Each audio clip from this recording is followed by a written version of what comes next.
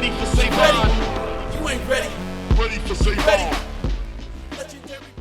What up, young world? What up, young world? Welcome to Savon's Legendary Podcast. Today, I have a special guest. And when I say special, I mean special. Miss Abbie Nights. Abbie Nights, what's going on, girl? Whoop, whoop, whoop, whoop. Hold on, I got my door open.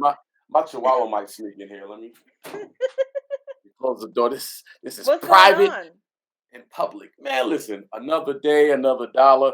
I got my beer, but I got my koozie over it because I'm not getting paid for this product nice. placement. Look, They can't. I got my water.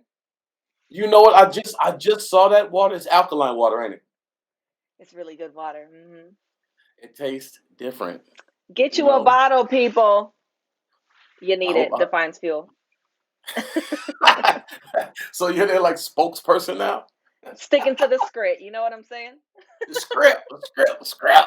Yeah. So listen, we both been in behind the scenes in the movie business, right? Movie, television, feature films, etc. What have you learned that the average person wouldn't know when you're dealing with like filming? I'm like, what is there not to know? I mean, listen, it's not what you think it is to begin with. It's long hours. It's a lot of hard work, a lot of politics to get your jobs and get you going. But if you love what you do, I feel like it's totally worth it. That's just my opinion. I have the exact same opinion. Now, what is, for people that don't know, what is the money like? I mean, you ain't gotta tell me your paycheck stubs, but what's the money like? I mean, it's a standard in the business. Let's talk about it, people. You can start out as a crew member in the film industry with a 6-figure salary. I'm like, can we get a round of applause? Like, hello, can you cue it up? Yes, it's beautiful things. And literally no college required. How crazy At all. When I was doing it, I met a bunch of guys. I mean, they graduated high school and that was the length of it. They didn't have a semester of college. And they started making a bunch of money and they bought wave runners and motorcycles and boats and they had all the man cave toys you could possibly want, right? But they were arrogant because they made so much money. Now, have you had that experience with people making so much money that they're like it becomes like an arrogance thing, and they feel like they're privileged and they deserve your attention, and you got to address them as such? And did you ever come across anything like that? I mean, have I? It's entertainment. Who hasn't come across that kind of a scenario? Yeah, I have, and it's a lot of who you know, not so much what you know or how good you are at the job, but it's the nature of the beast, as they say. It's the perk, right? Because when you know people and you're in there, like guaranteed work 24/7. If you want to take a trip, you can take a trip. You know, if you want to take a longer lunch, you get a pass. If there's not much work, you can take a nap in your car. Now, nap in the car. I've done that. Hours so long, you kind of have to sometimes, right? I mean, so I've worked on, let me see, I've worked on Lodge 49 on AMC, Greenleaf on Netflix, The Quad on BET, a whole bunch of commercials. What else? It's been like maybe 3 or 4 other TV shows and films that I've been a part of. What did you work on? Rumor has it the streets is saying you have something to do with the multi-billion-dollar Marvel franchise. What is really good, Abbie Nights? Like, let's talk about it. About it. Hey. I have worked on Avengers Infinity War, Avengers Endgame. I've also worked on The Walking Dead season 10, Bad Boys, the latest release, Bad Boys for Life. Sheesh, it's a long list. Legacies, the originals. I worked on Noel. I pretty much am, like they always say when you join the business, you're gonna be an episodic person or a feature person. And once you get stuck in that Marvel world, you're not really coming out. And You don't so, want to. yeah, I've worked on Wild 'N Out before. I've done primarily features, is most of what's on my resume. Mm, But I've also been lucky enough to work on a bunch of different TV shows. So mm. it's been a cool experience.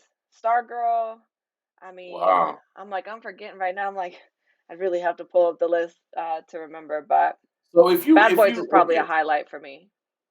I mean, I would have thought that like an Avengers or something like that would be the highlight. Why Bad Boys? Okay, so here's the deal. I didn't know anything about superheroes. So I know, it's bad. What? Everybody tells me. I'm like, dude, they're cutting a check. I'm just here. The sets were incredible. The spaceships were my favorite. Um, Chris Hemsworth, amazing person. Everybody was super nice. Chadwick was a Mm, dream of a human being. awesome. Mm. Yeah, but I will say I always said that the last person that I had left on my list, the last two people that I was dying to meet or work with was Will Smith What? and It's Clint Savon. Eastwood. See, you just shattered all my hopes and dreams. Clint, wait, now people don't know. You say Clint Eastwood, and a lot of people don't realize that Clint Mhm. Eastwood is one of the go-to producers of major writing and film nowadays. People think of Clint Eastwood as the, the Wild West, the cowboy type of Clint Eastwood. But Clint Eastwood, just like the guy from Fonzie. What's the TV show? The old TV show with Fonzie was on back in the Oh, 80s. I know which You one know you're talking about. but I'm so bad with names. me too. His co-star, the guy, the redhead guy with the freckles. Mhm. He produces. He produced Da Vinci Code. He produced Crazy. Angels and Demons. Ron Howard is his name. Ron Okay. Howard. Yes, he was. Okay. Yes, and people. Got a light bulb Yeah, moment. yes. Look at Wake that. me up Come then. on, That's sound some effects. espresso. Yeah. But no, Ron Howard produces some of the biggest blockbuster films, and he started off as a TV kind of star, you know? Mhm. So a lot of people don't know that. And the same thing goes with Clint Eastwood and Sylvester Stallone. A lot of people don't know. Yeah. It just so So, happened like I've been fortunate to meet a lot of people, but mhm, Clint Eastwood is a beast as a director, an actor, like you said, producer. And Will yeah, Smith, he's just always been at the top of my list. I gotta tell you, of all the movies I have worked on, I got yeah. so fortunate on that one. I was supposed to be just regular set lighting, and Mhm. they ended up putting me on fixtures. So I got to be with all the stunt bikes. Those are the dopest people on set. Okay. And on top of that, they had me manning the hero bike. So every time they reset, it was me, Will, and Martin Lawrence. And what an incredible experience. Will Smith is such a lighthearted, positive, everything you see in his videos, much like Mhm. Pharrell. Pharrell's the exact same way. Just so full of life and so polite to everybody. I mean, he come out, Mm. be 4 o'clock in the morning, everyone's dying, it's super cold. Like we're like, can we? And he's coming out like, yeah, who's pumped? Who's ready to shoot the next scene? And everybody's like, I'm ready to go home. right, exactly. So what you're saying basically is he's the opposite of Ellen DeGeneres. I don't know. I haven't met her. Is she not like that? Shots fired. Oh, you didn't see all of Ellen. Really, Ellen DeGeneres almost got she's done. You ain't see the lawsuits and all of that. I The mean, I heard crew. about it, but I thought that was kind No, of like no, no, no, they no, straightened it no, out. no, no. It's a big deal. The staff of the Ellen DeGeneres show, the cast and crew, were so distraught that they all filed lawsuits against the treatment that Ellen was either doing or co-signing. Because what ended up happening was, the supervisors, department heads would be like taskmasters on these departments, but they later found out that Ellen DeGeneres was the one that said, "Yo, you need to be harder on them. Yo, you need to do this. Yo, you need to implement this." And it was her direction that the department heads were following to be so hard, to go so far that it got so bad that they filed lawsuits against the Ellen DeGeneres show as a production. That makes me kind of sad because I loved her. I don't see who didn't. And I seen some footage, like footage that wasn't supposed to get out. She hits that switch when those cameras are on. And when them cameras ain't on, she's a different, from the videos I seen. Mm. She's a different bird, which doesn't surprise me. Like Ellen DeGeneres is all the way Hollywood. Like she's on that level. So it doesn't surprise me. But to your point, on Will Smith, what I was going to say was the most famous, successful individuals seem to be the most humblest until I got to Ellen DeGeneres. I I mean, mean, I think that humility is everything, right? They always yeah, say people might not remember how you treated them, but they will always remember how you made them how you feel. make them feel. Yeah, And that I feel that that's just a motto to live by. I think to me kindness is everything. So I don't care who you are. I mean, look, as crew, we're talking about crew. The right. guy sweeping the floor, people, listen, I need you guys to really understand what I'm saying here. The man pushing the broom, sweeping Yep. the floor, is making $27 an hour for his Period. job, Starting. That's it. starting rate. So when people try to get this big up, like, "Oh, I'm better than you," or "You're better than me," or it doesn't exist. The production doesn't exist without the crew, the directors, the cameras, and the actors. So even some actors that are Hollywood and all that stuff, there wouldn't be a show without all these people that are helping put this together so that you Mhm. can shine. Yeah.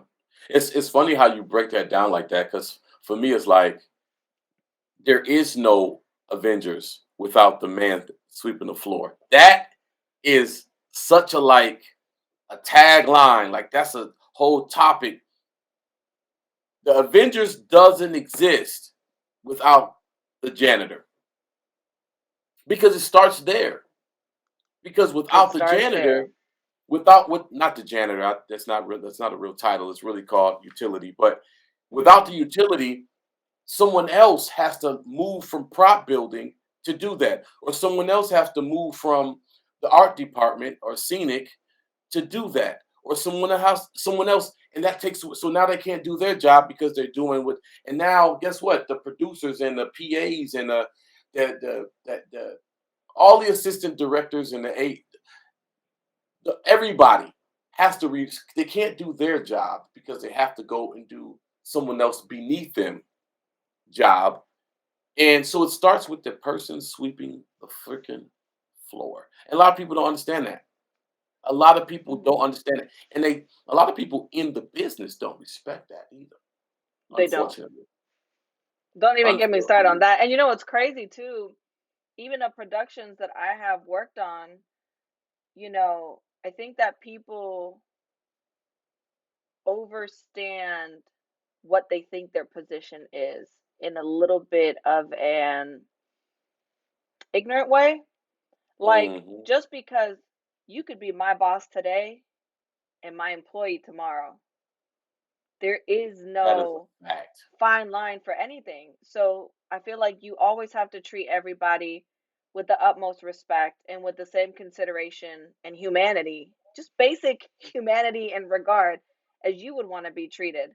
Melissa McCarthy was nice to everybody on her set. She was directing, executive producing, and starring in that movie. And I don't remember the name of it. God, and I should. But you know, I think that there's levels to humility Hmm. and humanity and compassion and kindness. And I feel like that's all really deeply rooted in success. Like you said, Mm. you talking about the baby, people forget there's a journey up and there's a direct journey right back down. There's, Mm. Beyonce has had immense longevity in her career, right? She's constantly establishing a new foundation, challenging herself to reinvent her image to fit into what today's standard is, whatever the era is. Hmm. And there's never problems. People Mm. know she's a beast to work Well, for. there's no problems that have been public. But that's what I'm saying. But Yeah. at the end of the day, here's my thing. Okay. And I feel like this is the one thing nobody ever wants to say. Ellen, people are dragging her, right? I don't know if you know her. I don't know her personally, so I can't speak to it. But if Ellen was that much of a monster, why continue to work for her for a decade or longer? Or why stay past day one after you see what's taking place? Because since we're talking about crew work, I'm going to circle it back. You are self employed, which means you can bounce. You're not obligated to stay anywhere. That's a So fact. if But she's but that horrible, why would you but but stay? I don't but understand but it. but but I, first of all, people hate when I do this. First of all, you're right. First of all, let me tell you something. Here we go. It's going Come down. It's on, about to look, get I did serious, it too. I people. didn't even It's mean to about to do get it. Look, serious, okay? so first of all, you're right. However, a lot of people don't understand how it works when you're in a crew working for something like that. If you're not guaranteed work. A lot of people are day players. Some people have contracts, some people are Facts. day players. Mhm. I've done both. So you're not guaranteed work. So the question was, if someone's a monster, why stay and you don't have to? Well, it pays more than any other job without a degree. That is a fact. And your lifestyle, I mean, look what you're doing. You're working on the Ellen DeGeneres show. It's not like you're working at Dollar Tree and you're a general manager. Like, that's not a glorified job. You're proud to say, "Hey, I'm a part of Ellen DeGeneres production," right? So that's two things: the money, the title, or the positioning, and then it's like, "Hey, I'm doing this job. I don't know when I may get another job because if you're not in the good old boys club or some clicked up where you're moving from production to production, come the end, if you know when rap is, your hustle is trying to figure out what your next production is going to be if you don't, whether you know or don't know when rap is. So it's like, that's why you deal with it. And I'm going to tell you, in every department of every production, there are people that mistreat people and they want to leave, but they cannot. That's why you stay. Because what else you got? Let's keep it a buck. When I was sound playback on BET's The Quad, I was making $52 an hour. That's stripper money. Where can you go? I was making $5,000 a week. Where can you do that at Well, without a let's degree? clarify for the people that do not understand the payroll system in the business. He Break just it down. said $52 an hour, but let's go ahead, man. I wish I had a little cartoon here with a checklist. That would be $52 an dope. hour for the first 8 hours. Okay. After the first 8 hours, you are on a California pay scale. Therefore, you are now at time and a half. Once you surpass 12 hours, you are on double time. So, it's lucrative. I get it. But let me challenge you on this now. Hold on. But you gotta add in the space of Hold on. pre-production. I'm gonna let you finish, but Yeah. Look, come on, come Beyonce has on, Kanye. Come on, Kanye. Uh, no, but to put it to perspective, what she said was absolutely correct. 8 hours for 2 hours, you're making time and a half. So from 8 to 10 hours, you're making time and a half. So if I'm making, let's say, $50 an hour, For 2 hours, I'm making $75 an hour, right? Okay, 12 hours and beyond, you're making double time. So I'm making $100 an hour. And mind you, I've been on productions where we're doing 17, 18, 19-hour days, 5, 6 days in a row. So if you say we worked a 17-hour day and I'm making we're talking $650 in a day, in one day. Like degree free. You like this to degrees. Right. Deuces. You know what I mean? Doses. But so the original question was, if someone's a monster, why do you stay? We just named 4 reasons. I get that. And I get that. Bad work environment, but what are you there for in the first place? To But make then you money. can't, okay, if she's a monster, then you can't say you take pride in being on the Ellen show. That, for one, that's an oxymoron. Two, No. I got to stop you. Press pause, press pause, press pause. That is white privilege. It's really not. I just made that up. Okay, so I'm like, it what? has nothing to do with it. I'm just joking. Okay, so no, what I'm saying is no, because come on, Abby. You know, when we go out in public and people are like, oh, so what do you do? I'm in film, or I'm in film and TV. They're immediately like, have you been a part of anything I might know? Well, have you ever heard of Ellen DeGeneres? Oh shit! It's a different type of respect. It's a different type of admiration. That's what I mean by being proud to say you're a part of it. Now, internally, the public don't know what you're going through, but internally, you know. But if someone asks you, that's the proud moment I'm talking about. But even in a situation like that, it all trickles down. Like, if we really, anyone who's really worked in the business, you know that, I mean, if you work first unit and you're on lighting, you're directly dealing with the directors and the actors.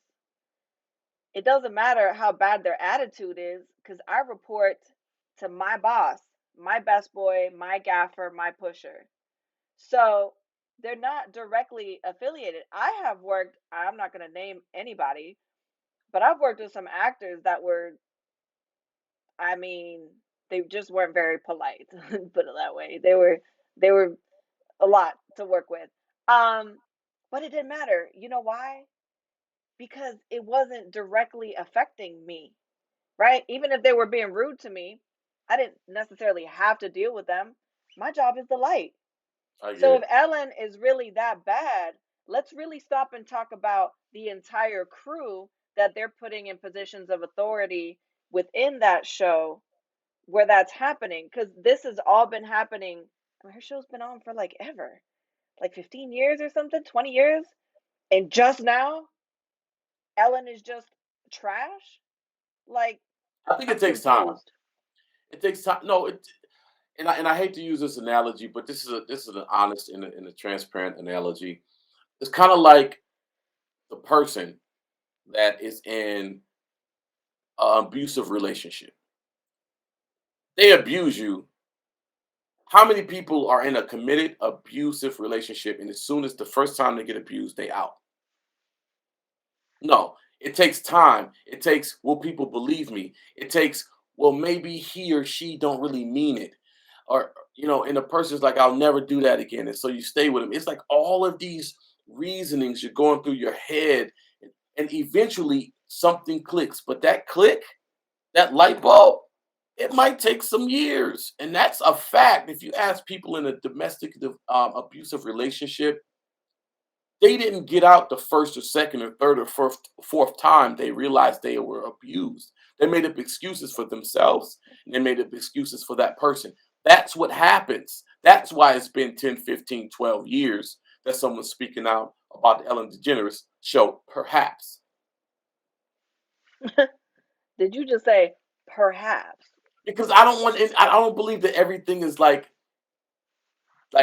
definitive, like absolute. There's always wiggle room. So maybe is what I'm saying. My Look, you fingers know are what way this too long to reminds keep me doing this. of? That little TikTok video where they're like, that's my man, and I'm going to stick beside him. This is See, just like that. This my see. show, I'm going to stick beside it. That's my boss, I'm going to stick beside him. I'm like, look, the beautiful thing about an opinion is that let me not use that analogy. Uh-oh. But Uh-oh. everybody has Ruh-roh. one. Everybody has Ruh-roh. one. Okay? It doesn't make you wrong. It doesn't make you right. I mean, that's perspective, right? Mhm. Right and wrong. I mean, we have like our general skill of, just integrity, right? When you're addressing people. Right. But I'm like, look, if you hate that much, I have quit jobs and I have bounced and I didn't know what job I was going to go to next, but I was going through it. I'm employed at my own free will. So I you don't got to got go no and figure boss. things out. I don't got no boss. I don't got no I don't boss. got no boss. I don't got no balls. I don't got, but that's not to say I didn't have one, Go ahead. I ain't got before. no balls. Oh, I'll tell I you ain't what. got no So, balls. Go ahead and toot your own horn. no, you don't got no boss neither. Stop playing. Abbie Nice do what she wants. Stop playing. She get COVID when she wants. She recovers when she wants. She just, it's all good. So, I'll tell you what we do. We're going to wrap this up. Is it anything that you want your listeners to know that they don't know about Abbie Night already? Oh man, I'm gonna keep you here for like an hour. I do too My much. chicken That's is in my the oven. problem. It's burning. We got to wrap this up. I'm like, I need more time to be able to juggle what I got. Anything anybody wants to know, abbynights.com, all the updates on there. But more importantly, you got to make sure that you check out Sevon's new show. It's going to be dope. Yes. He's going to be bringing that heat. He's going to be doing his thing, doing the damn thing. I mean, come on. Can we get a round of applause?